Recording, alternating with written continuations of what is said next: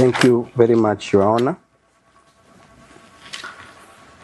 Your Honor, to reiterate on what my learned counsel has talked about, that the accused persons were arrested on the 24th day of June, and they are being presented before you on the 26th day of June, which is infringing on the rights of the accused persons, because, Your Honor, Article 49 of the Kenyan Constitution states clearly the rights of an arrested person, that an arrested person must be produced before a competent court of law within 24 hours, and further, that arrested person has a right to bail or bond.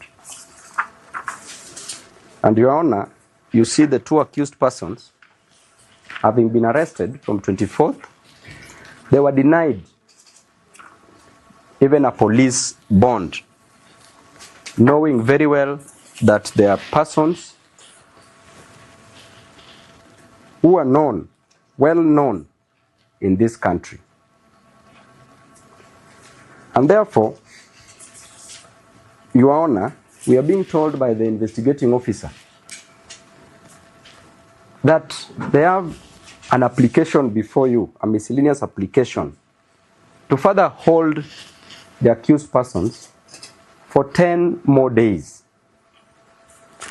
Your Honor, it's like we are doing things in a very opposite way, because the right way to do things according to the rules of natural justice is to investigate an offense or a crime and then make an arrest. But in our case, the IO was not even sure of the type of an offense to investigate, because they arrested first,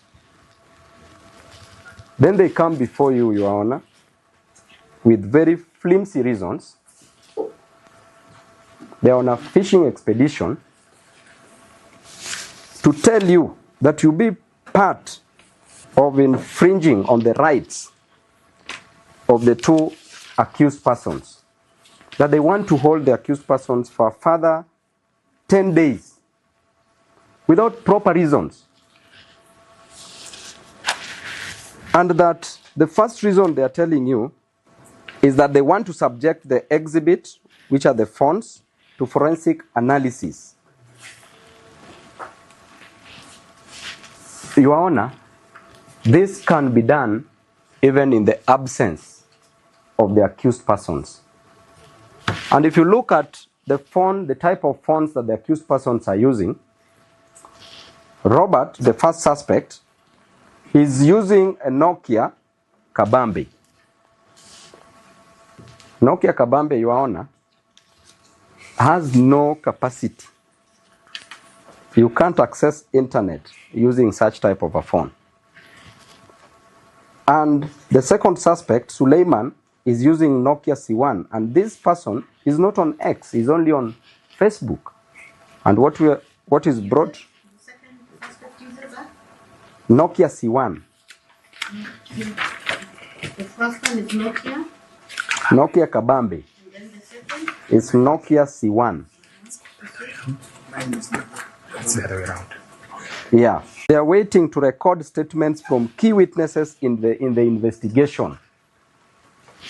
Your Honor, since when? Because we ought to have assumed that they've finished with their investigation, they are bringing a proper case before you.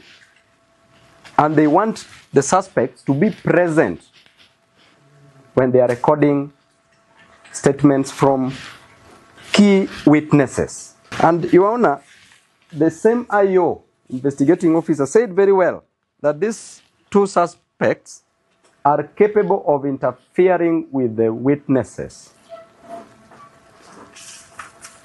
And the witnesses that we always have in such cases, Your Honor, are always police officers. So we ask ourselves, Your Honor, that the other day, there's a suspect who was arrested in a police cell, Albert Ojwang. was arrested, put in a police cell, and is alleged that he was killed by a police officer. And therefore, Your Honor, if we leave these two suspects in the hands of the police officers, they are dangerous people, because they are supposed to protect life and property, and it is alleged that they took life and property. They took life, sorry, and also property, because some property of the arrested person were missing. So therefore, Your Honor, this is a police officer. These are police officers who are armed. You are being told, Your Honor, and the state is wasting the court's resources by us sitting here a whole day. You're being told that these two gentlemen can interfere with police officers who are custodians of guns. And even if they were capable, which they are not, we have witness protection that can take care of this. And they are not proving the compelling reasons why the suspect should be held for a further 10 days. And Judge Ibrahim, as he was then called, in a case of the Republic versus Danson Ngunya and another, in 2010, described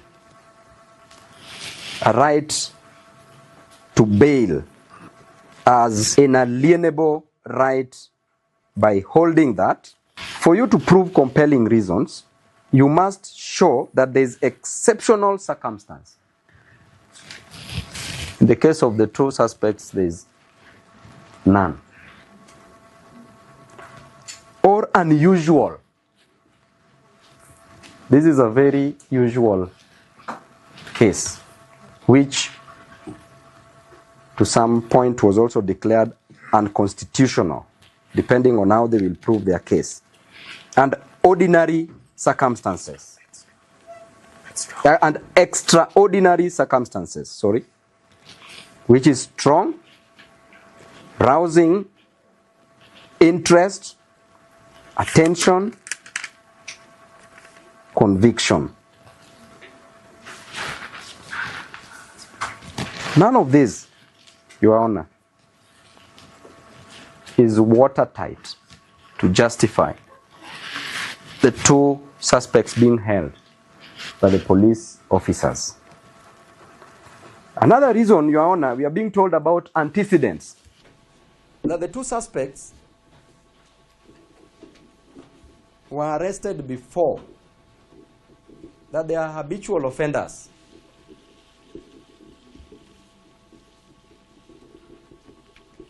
Your Honor, you know very well that every case must be treated with its own facts and merits. And even if they were convicted, which they were not, in the previous offenses, which they don't have, they've never been arrested, then it means that they already served. They already dealt with that case. And this is a fresh case that is before you, Your Honor. And this reminds me to bring to your attention a case of Mills versus the Queen. A case of contemporaneous similar fact evidence.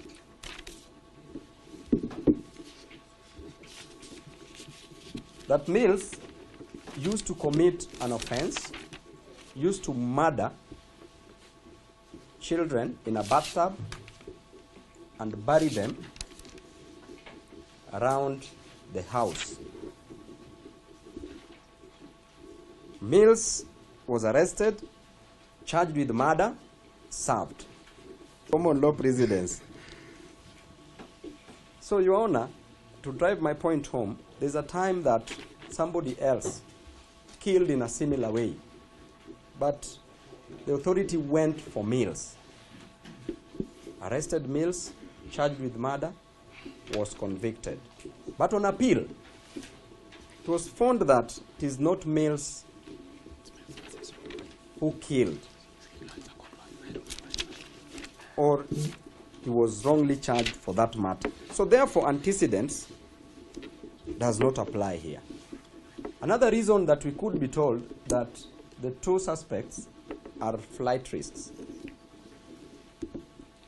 Your Honor, the officers, police officers, arrested the two suspects from their houses, which means that they are aware, they know that they have a fixed abode. We can't be told that they don't have somewhere to stay or somewhere they'll be found, or they will run away. And Your Honor, even if that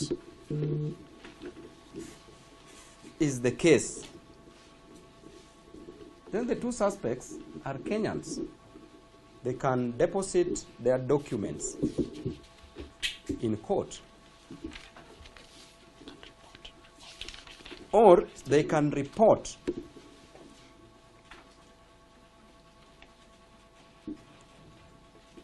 to the nearest police station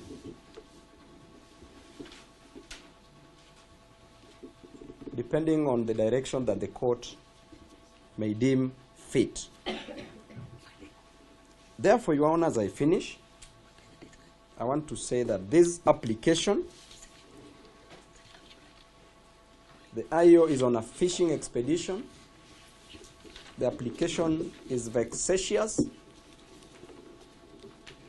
It is lame. It is flimsy. It is limping. And it is an abuse of the court process. Thank you, Your Honor. And I request the court to release the suspects on a free bond.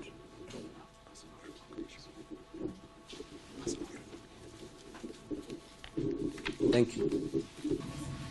This is the ruling of the court. Now, this court, on the onset of reading the application and hearing counsels for the suspects and the defense, deems that this matter has key issues to be addressed. Now, these are the following orders that the court has made. That the suspects, having interrogated both suspects, be put at Capitol Hill Police Station today, and I'll deliver a ruling tomorrow, the 27th day of June, 2025. These are the orders of the court. Okay? So I would want to assure and I pray that you will be safe until tomorrow. I take judicial notice of the sentiments by the counsels, and I will give a ruling tomorrow, the 27th day of June 2025. Interim, in case you need any medication, that should be accorded to you. It is a right, it's a human right issue.